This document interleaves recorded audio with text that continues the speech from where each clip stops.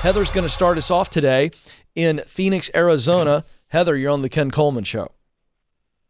Oh my gosh, Ken, thanks so much Hello, for Heather. taking my call. I'm so excited and nervous. Oh, well, I'm excited, and don't be nervous. I'm going to take good care of you. What's going on? So I read the proximity principle. I devoured it in this couple days, and I just was like, oh yeah, you just get so fired up. And I've been listening to you and Ramsey and Rachel Cruz and the whole gang, and you just get all ramped up, and you're just taking it all in and trying to absorb it all. I have a really strong, why I want to find, my sweet spot. I have hankered that all out, and I know what my skills are, but I just have not been able to figure out how to make that into a career. Okay. And I have just been going over, the steps, okay, let's figure out what you're good at. Let's figure out what you're not good at. Okay. Well, let's just start with the why. Because I love that you're presenting right off the bat with Ken. I know my why. I'm just not sure what the future looks like in conjunction with the why. That's really what you're saying. And that's okay because it's intimidating. Okay, we lost her for a moment, but we're going to get her back. Okay, so this is great. So we're going to try to get her back quickly because I can set this up. This is really good. Okay, so here's the deal. When we bring Heather back, what's really awesome is that you heard her say, Ken, I know my why, but I'm struggling with how to turn that into a career, or let's really call it the paycheck. She's going, okay, I know my why, but now what we're going to try to help her do is what's the marketplace match? But here's the exciting thing. If we can really take her why and we match it up with what she does best, I think we're going to get something. So there we go. We got her back. Let's go back to her. Heather, are you there? Yes, I'm here. I'm so sorry. I don't know what happened. Don't worry about it. We are not going to accept that. We are here to help. So we're going to drive through technology issues and we're going to get it done. Okay. So I just told the audience what's so awesome. You know your why, and I think we'll figure out the where and the how momentarily. So tell me what the why is. What's that why? Why do you want to work? What's the contribution? Well, my daughter, Maddie, was diagnosed with autism when she was 3. Mm-hmm. And, she surpassed a lot of the, the blocks, I guess, and the expectations that her doctors have put on her. So I know that, we don't really know what her future holds. But my why is there's a good possibility that we could have my daughter living with me for the rest of my life. And I want to make sure that knowing that my husband and I have a future for her that looks like, something better than just living in kind of like an assisted home or something. I want to be able to provide something that we can kind of pass down to her so that she has a future. Yeah. And I just kind of I watch all these things and see all these people where they just have these aha moments. And I feel like there's a part of me that's been waiting for this big kaboom to happen for my future to start. And it's going to just light the road up.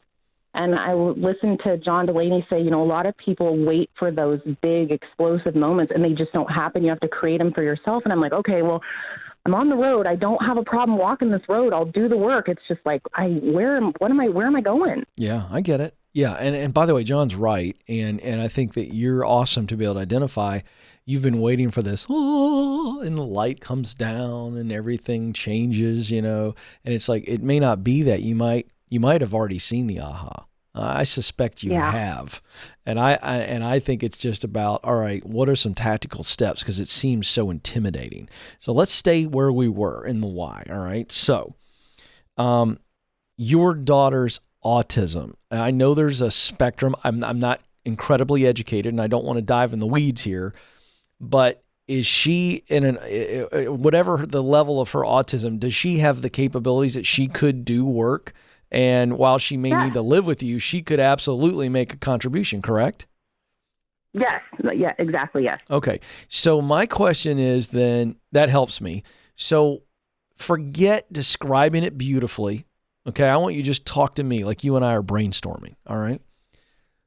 What are the resources that you need to be able to help her do that? Because I suspect you've looked into that and now you're going, I want to help other families that have an autistic child or a family member, give them the vision and then the resources to actually do what it is you want to do for your daughter, which is let her lead a truly spectacularly unique life that even though she has autism, she's also got some amazing gifts she can give. Is that about right? Yes. All right, then. So what are the resources that you need or that you've developed or that you've found? Tell me that. How are you going to do that for your daughter? I think kind of it comes down to like support. And I feel like that's one of my skills. Like, I'm a great listener, but I'm also, in my own way, I'm like, I have this incessant need to like check boxes. You know what I mean? Like, that's done.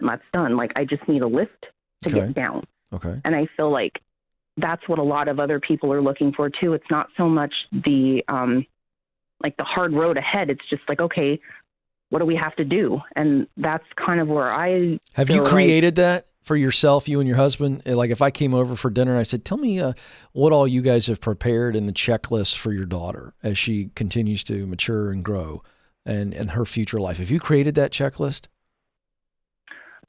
To some extent, yes. And then because we're always just, you know, she's always surpassed so many of the limitations that they thought that she would have. I'm kind of like, okay, well, that's now back to the drawing board. You know? Like, so, good.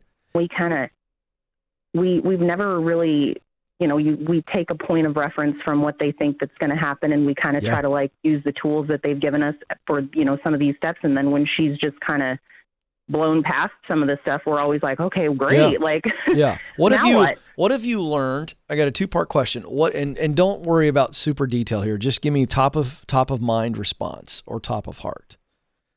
What have you learned that families like you, couples, you know, that have autistic children, what have you learned that parents need as it relates to the support? And then what have you learned that parents need as it relates to a plan, the checklist side of things? Give me the answer on both of those. I'm just going to say, like, there's a sense of reassurance that parents need, like, hey, I'm not screwing this up. Mm-hmm. I think because most of them just come into a place where it's just like, I don't know what I'm doing. And, you know, I know for myself, just kind of hearing like, no, that's great. That's good. You know, that really helps people. It helped me because we're always kind of like deer in the headlights when it comes to stuff. And as far as the plan is gone, I mean, we would be nothing without, you know, the care teams that she's had at school and her doctors, you know, because they really go out of their way to make sure that the parents have the tools and the programs and the kind of like they're the ones who really have given us the opportunity to go, okay, this is something you can try for her. And if it doesn't work, okay, we'll go back to the drawing board. We would be nothing without her, you know, paraeducators and her teachers and her doctors, because it's just, you know, Tim and I'd never even heard of autism. Right. But you've adapted to it, and there's a lot of other resources that you're very familiar with as well. Correct. So do you have to work? Are you in a financial situation where you have to work? I am. Yes? I do. Okay. What are you making from an income right now?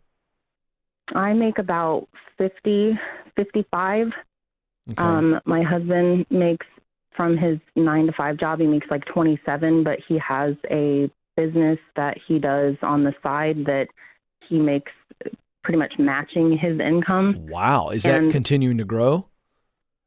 Yes. And that's kind of like a part of the question that I have. So what he's doing, my husband is a collector of like music, CDs, tapes, you know, records. And when he realized he had this, you know, big wad of things that he could get rid of, when he finally realized, hey, let's get this kind of hoard into control, he started selling it. And he made, like, people are always like shocked. Like, he paid for the down payment on our house for, you know, items just being sold, and it's just continued to grow and grow, and he has a knack for it. Okay. And it's kind of his thing. And I always think, like, in myself, like, if him and I could kind of tag team this is something that we could give to Maddie. And so that's Maddie's our daughter. Mm-hmm. And it's something that's in our home that we can do together. And I get excited about it, but it's really been him on kind of a solo island. And he's definitely on board with me helping him, but I just keep thinking, like, he's already got this winning, proven system.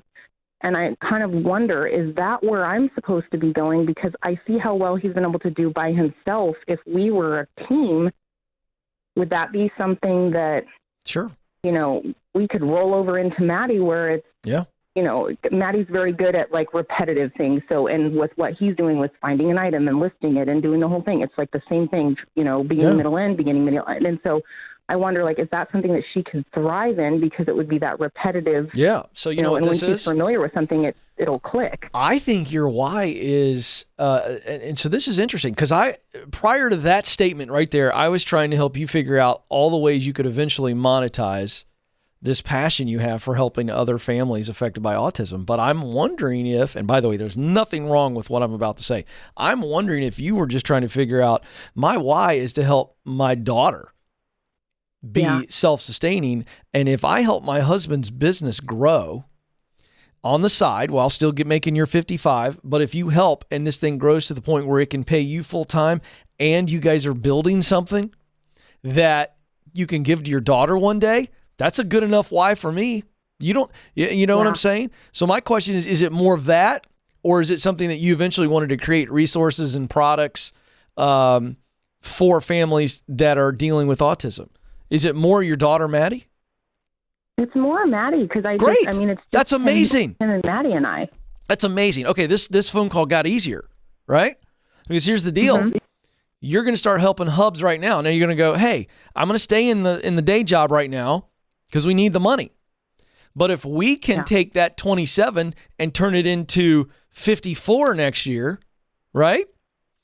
Yeah. And we put all that money away, and then we eventually get to the point where the business sustains me, and I come home and I begin to train Maddie on this, and this is a labor of love for him. And for you, it's going to be pretty quickly because you see the long-term benefits. And now all of a sudden, this isn't just about Maddie's long-term contribution. This is about legacy. That happens to involve Maddie. That's about I got goosebumps all over me. I think you start doing that. And by the way, you're free help for him right now. He don't have to pay you. Yeah. See, that's what I kind of was thinking is like, well, you and I are on the same page. I love it. Yeah. I'm excited. I'm jacked. I really am. I think it's a wonderful idea. I do. I kind of feel like I was just waiting for someone to be like, yes, no, this is a good idea.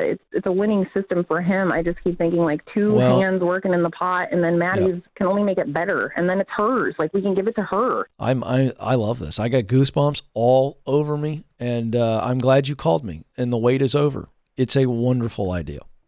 Yes, you should do that. I love that. You're an awesome lady. Good for you, Heather. Good for you. I love it. Thanks so much, Ken. You bet.